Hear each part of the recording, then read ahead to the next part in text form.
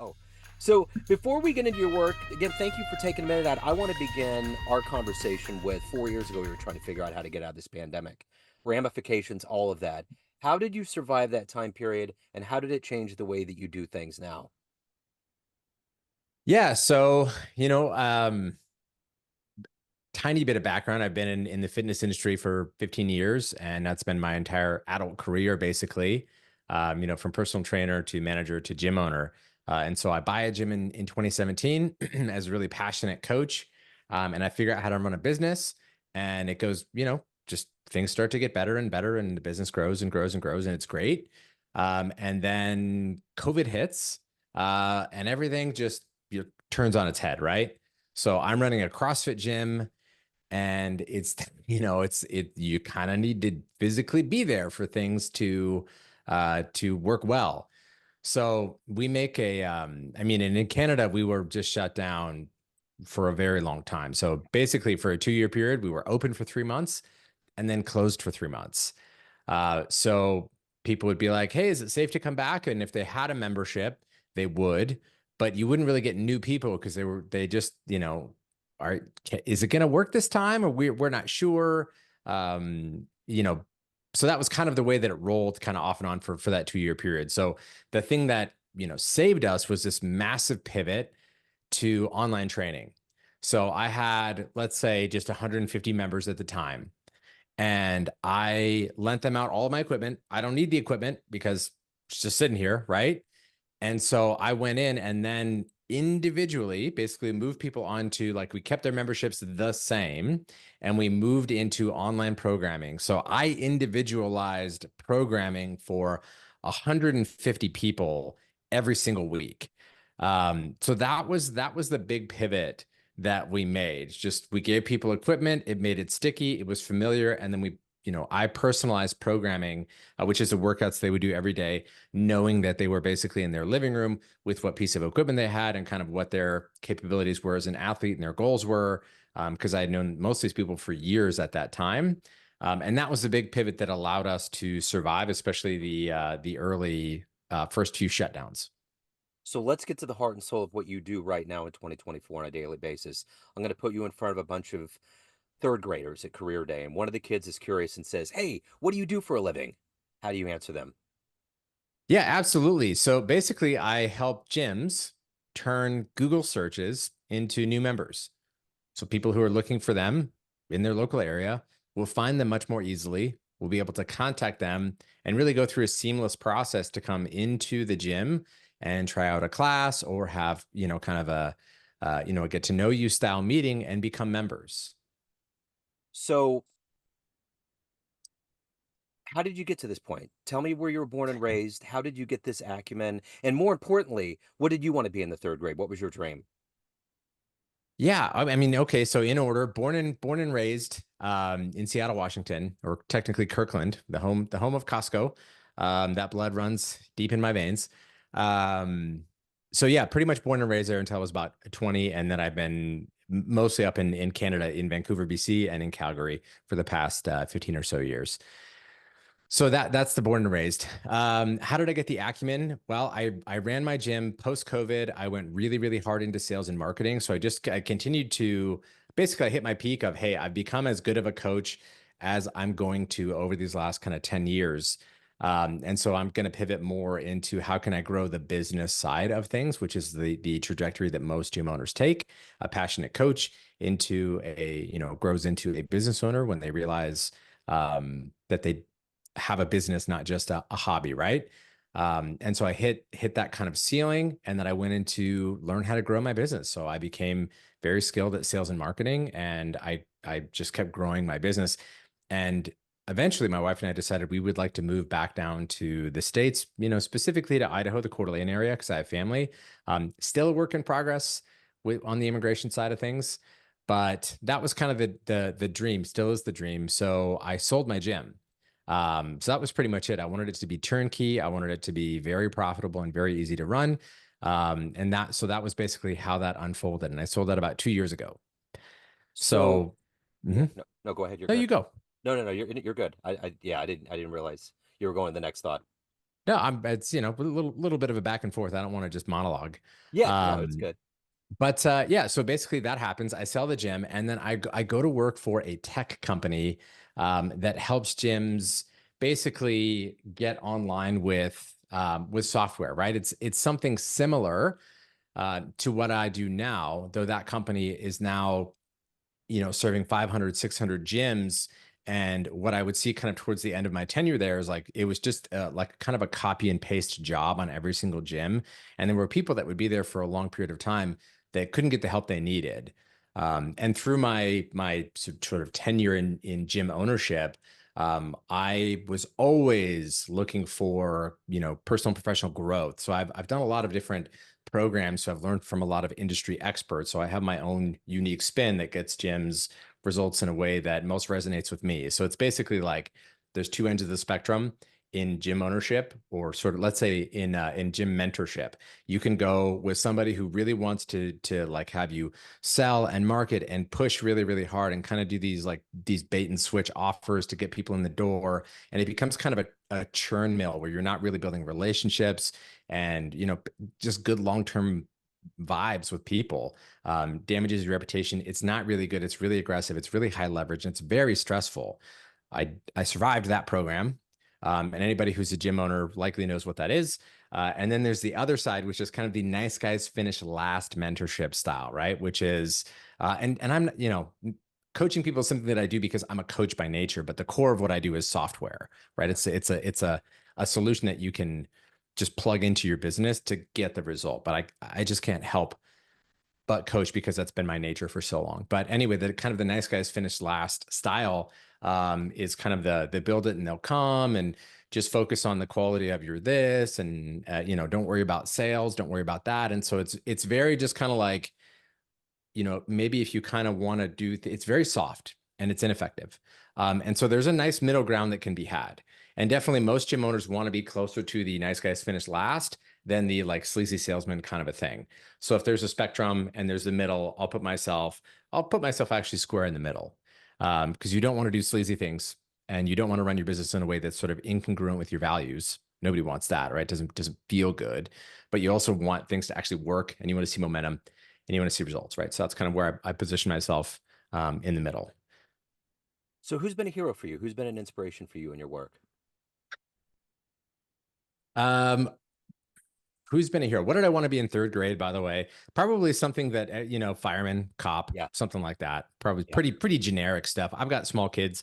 My oldest going into second grade now, and, she'll just say random stuff. So, yeah. my childhood hero, I grew up a Mariners fan, so it was Ken Griffey Jr., number Okay. 24. Um, so that was my childhood hero. I mean, I don't know. I had a pretty 90s childhood. Kind of usual, I think, inspirations, GI Joe, X-Men, that kind of thing. But as terms of heroes, I can really only just remember like Ken Griffey Jr. was my sports hero, and I played some baseball growing up. So that was kind of my inspiration for that. So my friend from childhood, we used to collect baseball cards together, Hmm. sent me a picture the other day of the chocolate bar. Remember they used to have the Ken Griffey Jr. chocolate bar? Hmm. He still has that and was showing me a picture of it, which I can't even imagine what that would be like if someone accidentally bit into it. Probably Pro- not very good. Probably not a good idea. But I just forgot that they had that, and I remember holding on to it. I had it for a while and thought, "Oh, this is going to be worth $1 million." But I mean, yeah. So maybe it is somewhere. I don't know, but yeah. Yeah. So let me ask you this. If you could meet anybody on the planet that you admire, whether it's in your business realm or otherwise that you're fascinated with, who would it be? Who'd you love to meet and talk to? That is such an unbelievably hard question. Um, that is so difficult because I have met a lot of, that whole that expression of never meet your heroes. Yeah. Um, I mean, the people I look at now, I wouldn't necessarily call them heroes, but because I'm in this really growth oriented phase of my life, like I've been to funnel hacking and I've, watched Russell Brunson from stage, the ClickFunnels guy. I've gotten to meet a lot of really fantastic high level business owners. These guys are just kind of, multi-hundred millionaire kind of dudes. So I think there are some really interesting conversations to be had with those kinds of people. But because that's kind of the world I spend my time in already, Choosing somebody outside that realm is something that would appeal to me. Honestly, probably someone who's just got some life wisdom, because I think that kind of supersedes everything else. So let's just say kind of like a Dalai Lama type character. Yeah. Yeah. But that is a very hard question. That's a very Yeah. good one. Yeah, yeah. So let me ask you this. What is your motivation every day to get up to do the work that you do? Because you have to give a lot of yourself, but you have to hold back to evolve as a human being yourself. What's that collective gas gumption every day for you? It's just the drive to help. I mean, I really thrive on seeing people achieve results. Like, as a coach, it was cool. I want to help people see results in what they can do in terms of their athleticism. I want to see them lift more, run faster, jump higher, unlock new movements and that kind of stuff. And then also, help them lose weight and get off blood pressure medication and kind of all those other things. Those were massive wins for me. And so now it's working with entrepreneurs who are very passionate about their craft in the exact same way that I was, but who are not exactly there yet in terms of business acumen, business savviness. And so they need some tools. And so if I just set them up with all of the best practices that I learned from some of my most painful years, they start seeing results very, very quickly. And the thing that typically happens within the first, honestly, month or 6 weeks is we have that conversation, that follow meeting, and I ask them about their numbers, right? And you hear that big sigh, that sigh of relief, because they no longer feel like their world is on fire. And so just knowing that I can help people with that, and it's a very simple solution and system that I can plug in for them. That's one of the things that keeps me going. And then in the back of my mind, there's always just something that says you can't fail. It's like failure's not a possibility for me. Like when I owned my gym, it was even during COVID, it was like it's not like I just won't ever stop trying. That's just something that's in my DNA. So, what's the best advice you've ever gotten? Very hard questions, Joe. Very hard questions. The best advice you've ever gotten. God, buy low, sell high. It probably, so I think about this very, very often is when you'll learn a new piece of information. And so intellectually you'll understand that it is true, but until you can experientially sort of integrate that into yourself, you won't necessarily have that aha moment when you get to the other side, right? And that full integration happens. And so I think for me, it really just relates to the broader scope of my life and children, which is to say things like, be present with your kids and in like spend as much time with them as you possibly can, because one day they'll get up and leave and you'll wonder where the years went. Even though I'm in the years now that are the hard years with the 2-year-old and the 6-year-old and the tantrums and the crying and the bathroom accidents and the spilled milk and all that stuff. Like I'm in the hard years and I'm not like a baby person or like a kids person. So it's like, it's not an easy thing for me, but I really just have to try and appreciate the time with them, because I know that it will be gone and I know that I'll be happy that I did when it is gone. So, of everything that you've done up to this point in your life and evolved into, what are you the proudest of? That's hard. And I think that integrates with that I refuse to give up thing, because there's nothing that I can necessarily say like, hey, I'm super proud of like XYZ thing. I ran a gym successfully and I sold it. It's like, that's cool. I helped a lot of people. I'm happy about that. I picked a really great partner. Like my wife is amazing. She's a naturopath. I don't think I could have done any better in terms of like a match for me. So, that's awesome.